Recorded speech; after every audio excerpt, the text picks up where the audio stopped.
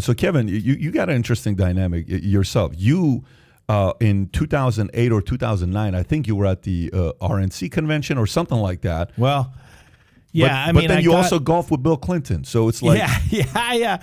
I don't know. Like I said, that during that time, I was friends with David Zucker. I don't know if you know who David Zucker is. He did Airplane, and is he from Wisconsin? Yes, I know so many people from Wisconsin. Right. That talk about David Zucker. And David is a huge Packer fan. Yeah. I'm a huge Packer fan.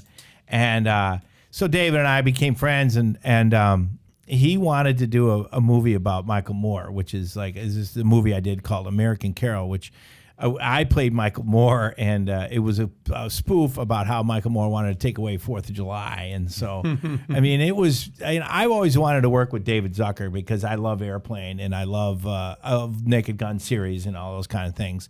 So I was just, I would say yes. I said, yeah, I'll work with you for sure. But it was pretty much of a, it had a good cast. It had Dennis Hopper, Kelsey Grammer, David Allen Greer, and Leslie Nielsen.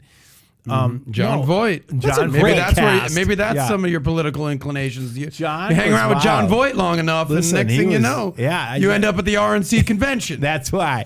Exactly. I think he wanted us all to go there. So I'm not going to say no to John Voight. Yeah. So he's like, yeah, we're all going to the RNC convention. I'm like, well, I'm going to be kind of labeled as a Republican. He goes, you're going to the RNC convention. Oh, okay.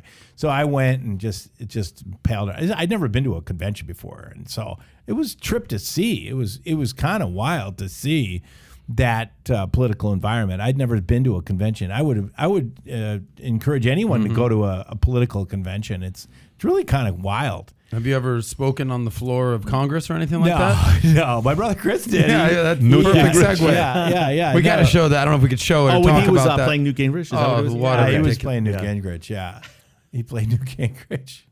Yeah, it's on C-SPAN. We can watch it. Mm-hmm. Okay. Yeah, C-SPAN is fine.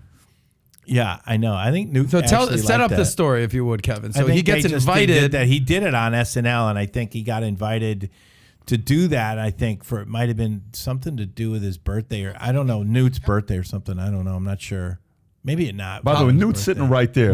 No, he liked it. Different era, man. Yeah, the he house thought it was had funny. a sense of humor back then, right? Yeah, exactly. We're a little more. Would never happen right now. It wouldn't. People would walk out. They're offended. Yeah. They would. Yeah. I mean, this couldn't happen right now. No, it couldn't. We're too political.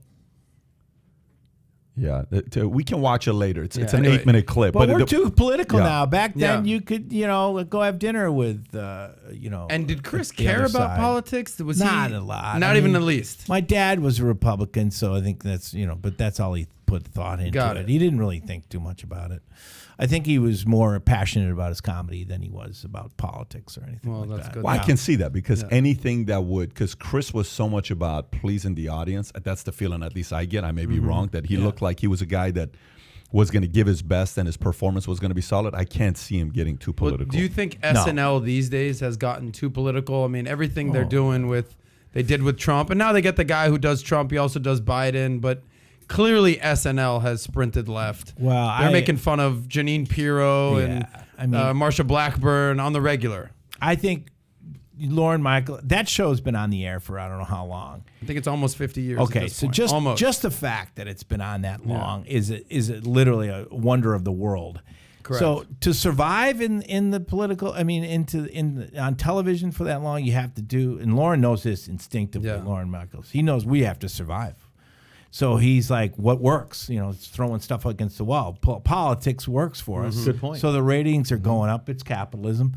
And the ratings are going up. And so he's going to stick with what's going. They've always done echo chamber, though. Right? If you got a pitch that's working and if your curveball is working, you're going to keep throwing the curveball. I think your brother played Tip O'Neill, I want to say, at one point. Yeah, he played a lot of them. He also played a guy named Howell Heflin or something, some Senator Heflin back in the day. He had a giant chin, and he was on the Clarence Thomas, and it was a hysterical. What are your thoughts on Lorne Michaels in general? Have you had time to spend with him at all? I've talked to Lorne, a lot of different times. He's the king. I mean, he rules it over there. So, yes. I kind of like intimidate. He's an intimidating guy. So I just say hello, sir. Nice to see you. Yeah, I enjoyed the quote about what he said about your brother, though. He says because he's got this very distinct I don't know, it's just very straightforward voice. He's like, he's in a category of people that, Yeah, he does. that he's worked that are infuriatingly talented. Right. That's how he described your brother. Right. Basically saying that you just have to recognize and dive straight into it. Right. I mean, it got to the point where they would put it. If you had a sketch on SNL and it was kind of, reaching the point where you're like, I don't know what we're going to do with this. This is kind of a dud. He would find a way to make that sketch good. Right. So fall down or something. That's all it takes. Your brother, you're saying? He had an instinct where he'd be like, I know how to make this funny, So. So that's where Lauren was like, we had 1,000 sketches, and Chris would come up with the solution to like all of them. He was a genius that way. But just find out what's going to be funny in. Do you have some favorite sketches that come to mind that Chris did? Oh, geez, I think I always liked. I put some in the documentary. That one where he's a talent scout or something like that. That to me was just hilarious. Like, no, he's just big on everything. It's just hilarious. I think that was one of my favorite. He was like a talent agent. He was really flamboyant. Well, agent. The most famous one is the Chippendales one. Well, yeah, that where was him and one of the Patrick biggest, Swayze. Yeah, that was one of the Lunch biggest. Lady. Which one is that? The Lunch Lady with Adam Lunch Sandler. Lady with Adam. Yeah, that was a big. The Gap store. Wasn't it the Gap store, him and Spade, where they were folding up the clothes? Lay off me, I'm starving. Yeah. He crazy. had like 5 of the top. I think they made a list of them. He had like 2 or 3 in the top 20. Sketches. He really did well on that show. How did Pat started it off with this, but how did he come up with the Matt Foley motivational speaker bit? Live in a van down by the river. That was a bit actually written by Bob Odenkirk. In fact, Bob just wrote a book about it. Wow. And he said that back in Second City when we were in Chicago, that's where we all trained. And there was a stage thing that Bob wrote, and he was writing it, I think, for himself, but he didn't want to do it, so he gave it to Chris to play the motivational speaker. So they did that first in Chicago at Second City, yeah. And then they brought it up to Saturday Night Live, yeah. If you enjoyed this short clip, click over here to watch another short clip. And if you want to watch the entire episode, the entire podcast, click here.